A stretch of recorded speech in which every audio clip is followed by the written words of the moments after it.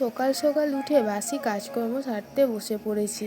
আর আজকে উঠতেও লেট হয়ে গেছে, তো রোদ উঠে গেছে। ও সরি, তার আগে আমার পরিচয়টা দিয়ে দিই।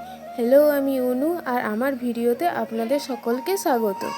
এতে করতে রাত্রে অনেক রাতে শোয়া হয়, তো সকালে আর উঠতে ইচ্ছা করে না, তাই মাঝে মাঝে দেরিও হয়ে যায়। আর এইদিকে মাম্মাম করছে বদমাইশি।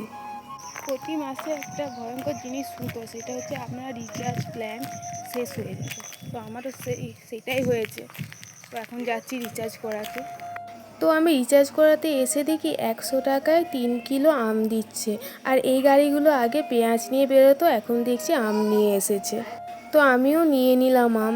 তারপরে বাড়িতে এসে খাওয়া দাওয়া করে, মানে টিফিন করে, আর এখানে চলে এসেছে একটা পার্সেল। তো সেটা আমি আর মাম্মাম খুলে দেখছি। আর মাম্মাম এখানে দেখাচ্ছে, দেখো আমাদের পার্সেল এসছে। আর ও ভাবছে এটা হয়তো ওর কোনো জিনিস এসেছে বা জামা এসেছে। আমার আর মাম্মামের একটা মিল আছে, দুজনেই পার্সেল আসলে খুব ভালো লাগে। আর এইদিকে আমি প্যাকেটটা থেকে কুর্তিটা খুললাম, তো ও আমার হাত থেকে টেনে নিয়ে নিল, বলছে দাও আমি দেখি আগে, আর আমি সবাইকে দেখাচ্ছি, তোমাকে দেখাতে হবে না। এইটা হচ্ছে আমার একটা পাকা বুড়ি, তো নিজে আগে দেখে নিচ্ছে যে কেমন। আর এই কুর্তিটা 150 টাকা দাম নিয়েছে ঠিক কথাই, কিন্তু পিওর কটন ছিল আর কোয়ালিটি খুব ভালো। আর এইটা ফুল হাতা ছিল, তো এর থেকে আর কত মানে কম দামে দেবে, তাই না? আর এই দিকে কুর্তিটা দেখে ওর পছন্দ হয়ে গেছে, তো ও আমার জামাটা পরবে, তাই আমাকে এখানে মারছে। তো ওকে জামাটা খুলিয়ে আর ওই জামাটা পরিয়ে দিলাম।